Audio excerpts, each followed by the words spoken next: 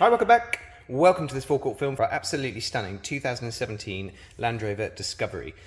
This is the HSE model, so quite high up in terms of specification, and the engine is actually equipped with the 2-litre SD4 engine. Quite incredible, a 2-litre 4-cylinder turbo diesel engine with 240 horsepower. But most importantly 500 newton meters of torque, so extremely capable for a car of this weight and size. I mean, obviously we're talking a couple of tons here for the car, and I must admit I thought it might be slightly underpowered, but the car drives absolutely beautifully. It's silky smooth, pretty good fuel economy again on the basis of of how big the car is, and the driving sort of dynamics and feel to it are very, very similar to the 3-litre, so I'm very, very impressed all round, and can highly recommend it.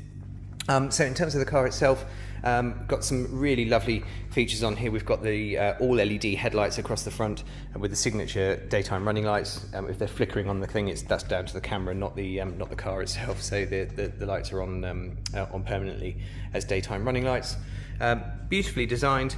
We've got this wonderful, all completely unmarked alloy wheels here, finished in a sort of dark grey. This particular car has been fitted with the side steps as well, which are again quite a nice feature to have on this car, just in terms of obviously getting into it or accessing the roof, and if you're washing the car or anything like that. Huge great bonnet, but really lovely design features all the way around. Looks very, very modern indeed. And then we've got the privacy glass to the back here as well. But a very, very elegant car. It's actually the first of the new Discovery 5s, the 5th generation of Discovery. It's not called the Discovery 5, it's just been named the Discovery now, but yeah, very, very nice and very, very impressed indeed. So condition-wise, this particular car has done 33,500 miles, but it's been really well looked after. It's all in fantastic condition. All of the piano black parts to the car and everything like that are all without marks. And there are no dents or marks or any excessive signs of use or anything like that around the car at all. It really is in absolutely beautiful condition. All the tyres are very, very recent, and it has a full Land Rover service history. If we come around to the back and open the tailgate, you can do that by the key or by the soft button on the back. And in lieu of the old split tailgate that you used to have on the previous Discoveries, you've actually got this sort of bench seat that comes out here. It's very, very useful. You can sit on it. It'll take a decent amount of weight, and obviously you can use it to slide in larger objects and things like that as well. So having a quick look in here, at the moment obviously the back seats are up, so it's in its 7-seater configuration. Normally I would have to sort of put the camera down and start shifting seats around, but this is actually pretty clever. We can all of these are electrically adjustable, so if you just press those 2 buttons there, you'll actually see that the front seats have just moved forward ever so slightly, and the rear 7 seats here will fold neatly into the back, and then the normal passenger seats will move backwards to their original position as well. If we then press it again, the seats electronically fold all the way down. It's very, very useful. I don't know whether it's over-engineered or not, but actually quite a nice thing to be able to use. And obviously you can just control it all from the back here. You've got this control panel here. This closes up the rear flap there. It's actually more useful. When you first look at it, it seems a little bit strange, but actually it protects the rear bumper quite a lot, which is quite nice. And it does actually work extremely well. And obviously, when you press the automatic close button, this will also automatically fold up, so you haven't got to worry about catching it in there. And you've got pretty decent, strong amount of space on there. So yeah, all very, very good. And then additional buttons in the back here. We've got the electronic air suspension. We can actually lower the car into its access mode, which it is currently in, but you can also drop it a little bit further as well, or you can raise the car up from there as well, so you can access the suspension all there. You've also got 12 sockets, 12 volt sockets even. Also in the back here, this car has been upgraded with the additional sockets in the back there for USB. So when you've got passengers in the very rear, you've got this handy sort of storage cabinet on the back there. On each side, and then each of them has a 12-volt socket as well, so really, really useful. Underneath here, that is the access for your spare wheel. You don't have a huge amount more space in there because obviously it's used for the 7 seats. It does give us a very good view of the twin electric sunroofs that we've got, both fixed in this car rather than opening, but you do have electronic blinds that go across. We'll show you those in a second. And then to pull the seats back, obviously just admire the huge amount of space that we have in here. It's all very good. If we press the button on the back, you'll see the driver's seat move out of the way. And they'll all start coming up now as well.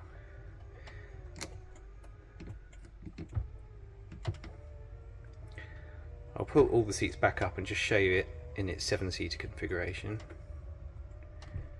So that's back as normal. And then we'll raise the rear seats as well.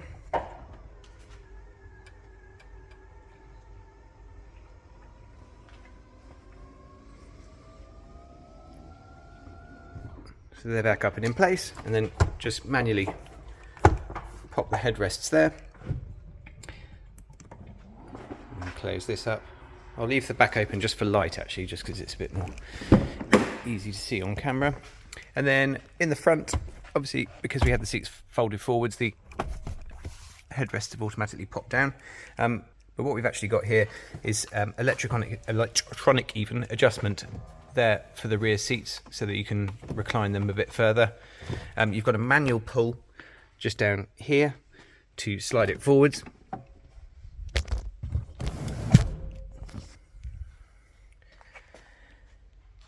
And then the electric buttons up here on the top for gaining access into the back.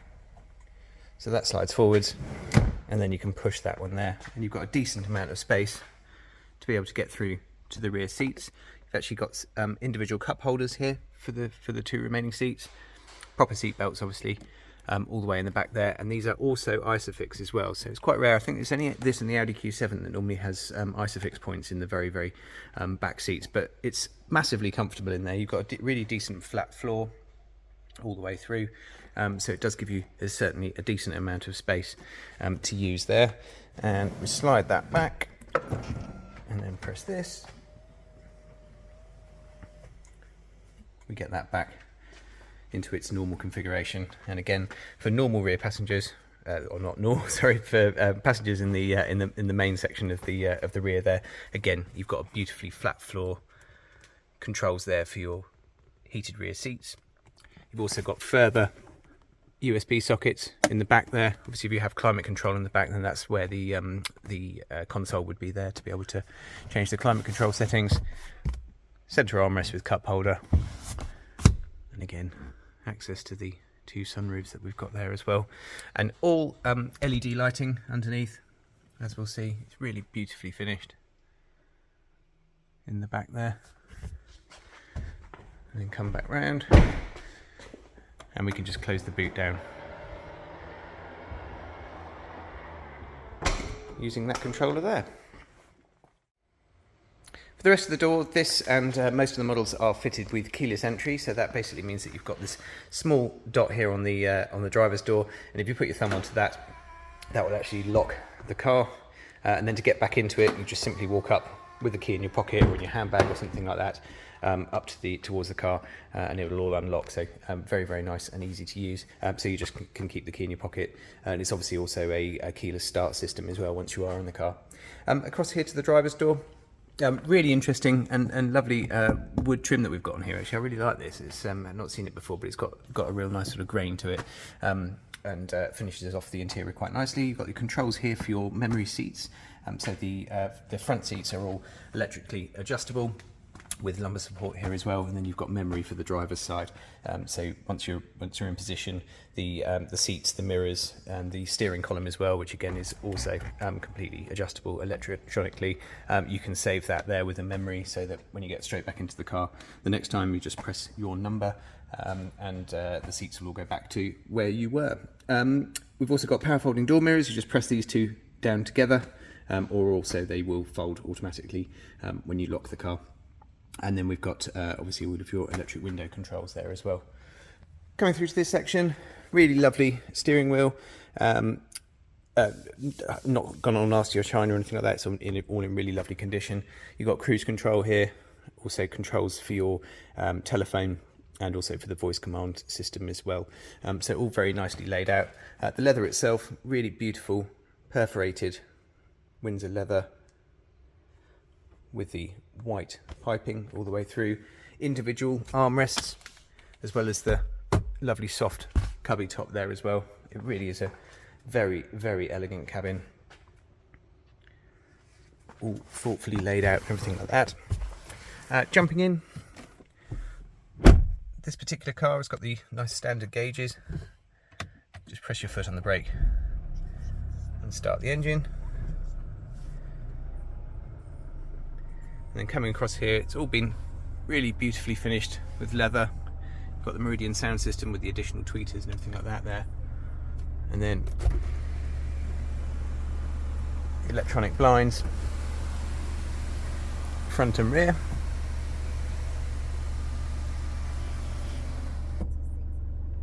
Just to block out any sunlight.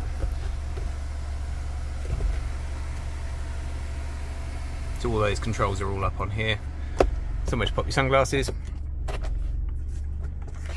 Illuminated vanity mirrors, frameless rear view mirror there.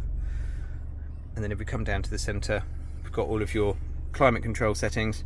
You just push this in to change for the heated seats, so that can go up through there. Nice and easy, large rotary switches there to be able to use. Heated front windscreen for defrosting quickly in the front, as well as obviously the fans and air conditioning things. You've also got a secret compartment in here. I haven't worked out quite what you'd store in there, but actually just quite a nice handy thing to have.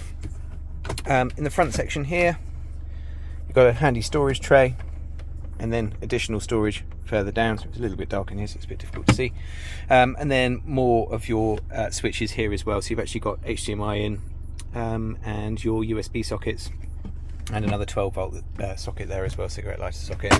Slide this forwards, and we've got cup holders here. Actually found it's quite a handy place to put your phone in there. I'm not sure if that's what it's designed for, but it does work. And additional sort of little cubby holes. And then if we slide this forwards, again you get a really cavernous storage area in there with another 5 volt socket, and plenty of space to put lots of items there as well. So very, very useful. Rotary gear selector, as has been seen in many Land Rovers of that sort of age. Put it to the reverse and we'll get the camera there. Very nice and easy to use. When you turn the engine off, this disappears down and sits flush with the dash. And then you've got your terrain response system all down here as well, so we can pop this up here and flick through between the different driving modes. So it comes up there. We've got your special programs off, that's just normal driving, grass, gravel and snow, mud ruts, sand and rock crawl. And then you've also got buttons for your low range and also hill descent control as well, which is very, very useful. If you're coming down an icy hill or you are actually driving the car off-road, you can press this, it'll do all the engine braking and everything like that for you, and bring you safely down the hill. Got a speed limiter button, and then this is the controls for the air suspension, so you just press this one up and the car will start going up. And then you've got your access mode down there at the bottom, and then you can also turn off the start-stop if that's not something that you're a big fan of, and electronic handbrake based just here. Up on the screen, all of your media, navigation and everything like that, it can all be accessed from this newer style screen that we have in here. I won't go into every single element of the menu, but you've got full European mapping, media, so Bluetooth audio streaming, DAB digital radio, and things like that, and Bluetooth telephone obviously as well. Slide across here and we've got a lot of the applications that we can use on here. So Apple CarPlay and Android Auto are standard on this age of vehicle, which is all very, very useful. And then you've got all of the additional bits and pieces, the old school style 4x4 information that we've seen on Range Rovers and Discoveries for a few years now. It'll show you, if we turn the wheel, all of your off-road information, to show you what sort of angle the car is tilted at and things like that as well. So that's all very good. I won't do a full walkthrough tour of how Apple CarPlay works. That's there's plenty of videos out there to be able to see all of that. So anyway, that's all accessed through the main information screen up on there, and then you do have a further menu up on this screen, which will enable you to turn on and off features, so lane departure warnings, blind spots, traffic sign recognition and all that kind of stuff, all comes up on here as well. Again, there's a whole host of sort of features and trip information displays and everything that come up on there. I think that's pretty much it. We've got automatic headlights, obviously, and automatic windscreen wipers. We have 2 glove boxes in here. Press this top button, you've got a handy one up at the top, with yet another 5-volt socket, so plenty of opportunity to plug everything in, and then a decent sized glove box down here as well. But yeah, beautifully finished inside, really nice. Like I said, I'm a big fan of this wood trim. Actually looks lovely. The seats are extremely comfortable and really nice with the white piping and the individual captain's armrests as well.